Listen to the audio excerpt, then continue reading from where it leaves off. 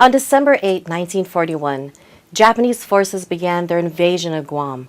Island residents were celebrating the Catholic feast day of Santa Maria in Camlin. Mrs. Isabel Siguenza was only a child who began that day dressed up as an angel for the yearly celebration. I was only 7 years old when the war started. I see in Sumay, the Japanese bombed down the Standard Oil first. That is the first thing I see. I was an angel, had the wings on, bright, like a bride, and put the angel. They take that angel because that is end of December when they grabbed me and put me in the truck. Mrs. Siguenza was all alone. Her mother and father had died before the war and was under the care of an older woman she called Grandma. During the chaos of the bombing in Sumay, she and her grandma were separated, and Mrs. Siguenza hid in Menengan. Japanese never come up there. It's very far jungle place. They call Menengan. 7 heart of people, that the old people, they died from hungry. But this is how we do. They eat in the morning. They make food in the daytime because Japanese will see smoking or light. And then they make food in the daytime, then at night they eat. And I was only a young lady, but I helped them. That's how I survived. I run and do an errand for the people. Mrs. Siguenza knew how to speak the Japanese language, and with her general appearance, she was able to disguise herself as a Japanese girl. However, during that time, she was forced to witness the brutality and beheadings of the Chamorro people. I pretend I'm a Japanese girl. So this Japanese girl in Agat hired me the taicho. They call taicho is a high officer. So I work for her. She likes me. She know I'm Gamena, but she like me. She don't say who I am. Japanese came. I see that man, he cut his head right down.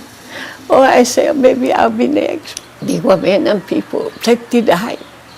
I see them die. Mrs. Siguenza continued to fight to survive and to help those in need around her. Even though it was unsafe for her to venture out to run errands, she persevered until one errand left her injured. I walked down to Agana. I get some. I was shot, the bullet machine gun goes in my leg, and I still had the mark right here. The bullet goes here, and I didn't know it, and it started bleeding. After 3 years of living in fear and struggling to survive, U.S. forces began the battle to liberate Guam and its people. I'm the first lady who met this army guy, and he grabbed me. I swear I shake like nobody's business. And he said, hold on. I look, I saw, he hugged me and kissed me. When I told him that I'm a Guamanian, and from the jungle, come and see.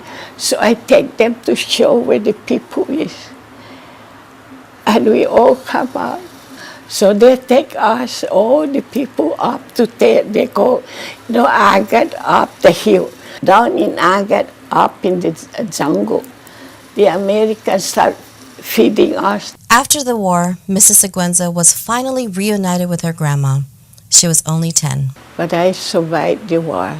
In Sumay, the war coming, they all grab us, and my grandma, I don't know who take her until the war is over.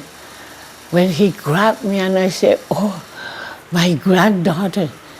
I said, you still remember me? He said, yeah. She survived too. For many survivors, the war still haunts their dreams, yet they remember the pure happiness of being liberated by U.S. forces.